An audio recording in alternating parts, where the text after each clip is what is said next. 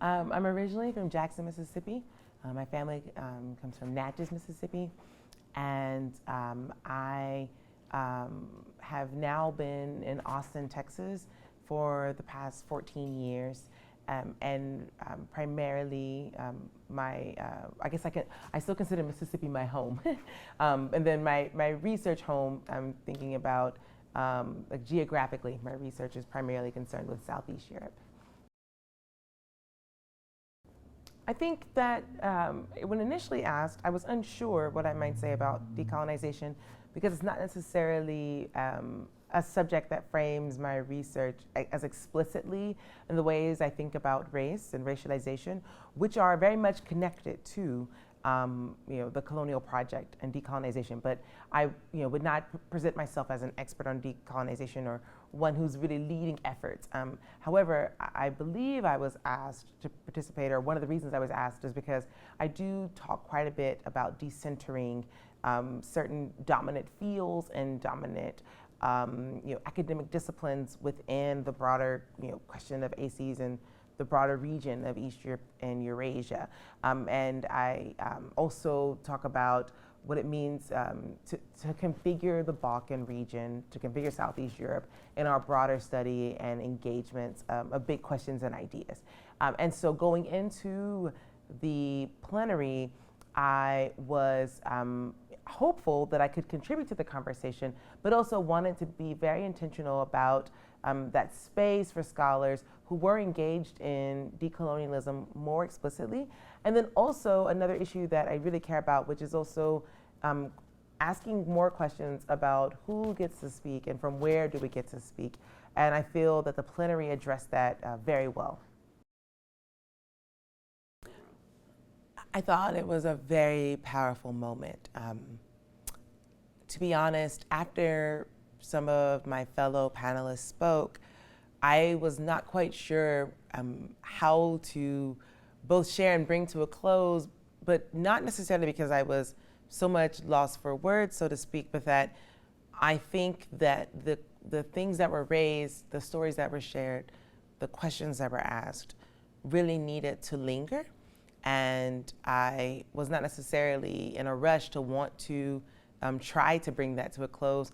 And then, of course, to once again, bringing attention to the fact that I have a different positionality into this work. And so wanting to both acknowledge that and the place from which I speak in relation to the places that my colleagues on the panel yesterday spoke to. And I'm thinking about, I'm not talking about geographic place, I mean in terms of our place and position as scholars. I've gotten a lot of people who have just been grateful for the conversation that we had, what was shared, people who have wanted to talk more, and also folks who have also said that that plenary, in combination with some of the panels at the conference this year, have really created openings for very deep and necessary questions around decoloniality, around race, around racialization, and subjugation and oppression. And so on the one hand, many of the things that were shared were gripping, right? One of our panelists really called us to, actually multiple, but one in particular used the language of despair. And when we're thinking about war and war crimes, Victoria very powerfully opened with her name and her sharing the name of someone who is not here, and why she was killed in a war. And that really sets the stage from what we're talking about. And then a global stage, a global question where we're really grappling with these questions, these similar questions that our field is grappling with, but the broader connectedness of war, of occupation. And so this is a very particular time to have this conversation. It's very necessary, it's very needed. And since we've had it, I've engaged with multiple people who want to continue to talk about it as a result. And I think that in itself shows just how great it was, though hard, how great it was that we had that conversation. That's a good question. I think I said yesterday too that decolonization is very radical. It's a very radical project. I believe it was Brian too who talked about the incompleteness and the ongoing nature of decolonization. And I was very grateful because while Ginny thought that she maybe didn't fit on the panel in the same way, I think she even said like an outsider, I think that because she shared practical steps and things that she's doing, both thinking about the classroom, but shaping broader questions of curriculum, are for many people a good starting place. Some people have already been beyond that and already thinking at higher levels. But I do think maybe some people are asking, okay, so what, or what next, right? So I want to draw attention to what she shared about. I think she framed her talk as decolonization in practice.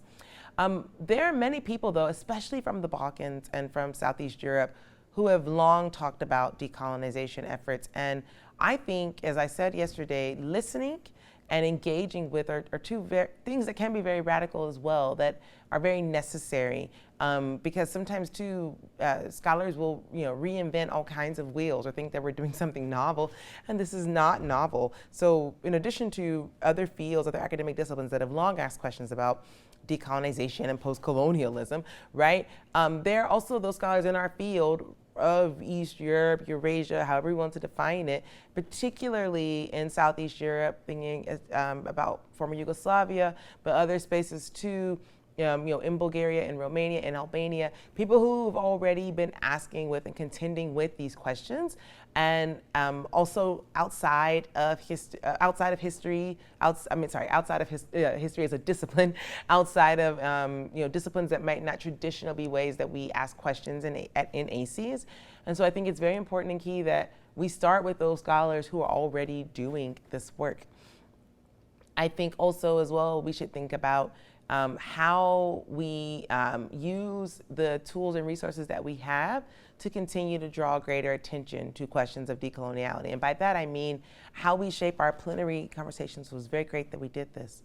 How we shape additional lectures and keynotes, fellowships, opportunities, how we ask more questions about scholars who are in the region with which we is our major focus, but what does it mean for those scholars to be able to travel to places like the US, to have funding to do their work, to have access to journals, right? These are really big questions that even if people are new to the field or to the question of decolonization, these are things that we can implement and put into practice. And it can start in our institutions. I'm really thinking about some of that institutional change, which is slow and hard, but doesn't mean we can't do it. And then to really ask ourselves, do we want to do this? That's a question that I ask rhetorically, but actually I really mean it. And to really assess.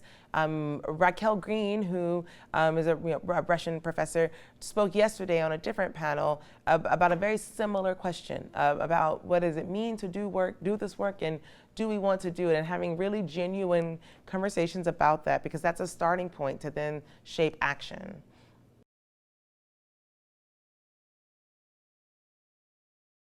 Well, I think for starters, so I've been to a good number of panels about race, again, because that's my primary area of research. And what I would love to see is some of the same, because a lot of the panels are asking questions too about decoloniality. I would love to see panelists who were on different panels this year coming into conversation again next year so that we can carry this forward. So the same people who were on them, but kind of swapping the panels we were on, perhaps, right? And sometimes too, because we form panels from our networks of people that we know, people that we've already published with, for example. And so how do we broaden and continue those conversations? I think that we have to have more engagement of global matters along the same subjects of decolonization and liberation, so that we think about our geographic region, but not just thinking historically and the kind of the long history of our region, but the wide history and geographies on these subjects. Very pressing and urgent matters, again, around the conversations of war, of occupation, of colonization. I also hope that the plenary from next year in a similar way is able to make space and for voices that sometimes don't necessarily get that access, whether because of their precarity within academia, perhaps the geographic region where which they do their studies or do their academic work. Maybe they're very junior in the field. I think that those intentional efforts shaped the plenary yesterday and what helped to make it as strong as it was. And I hope those same actions are implemented in some form of fashion at at one of the plenaries or keynote sessions in the same way next year. Oddly, yes. And I say oddly because I definitely stew in the areas of pessimism. One of the panel I was just on before this, we got into a good conversation about Afro-pessimism, for example, with which I don't necessarily write about, but I'm familiar with literature.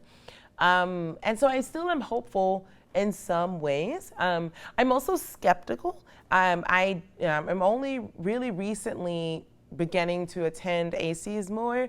I have a lot of ambivalence about Slavic and Eurasian studies broadly because Albanian is not a Slavic language. I don't do Slavic studies. I'm an anthropologist. I'm an ethnographer. I've been trained in ethnography, but also Black studies. And so my entry points into this field vary quite a bit from maybe who might be someone's a traditional scholar in this area. And then of course too, I don't have a PhD in Slavic and Eurasian studies, right? And so I am skeptical and have an ambivalent relationship. And some of my colleagues have also talked about the decolonization and its meanings. Do we have shared agreement and understanding on what that is? So those questions I think we need to contend with. But oddly, yes, the conversation yesterday left me feeling hopeful, and partly maybe that's because of the potential for collaboration and solidarity that it felt like the plenary really opened. And we were limited because all of these sessions are limited to time, but I think it for sure has opened those conversations and those doors.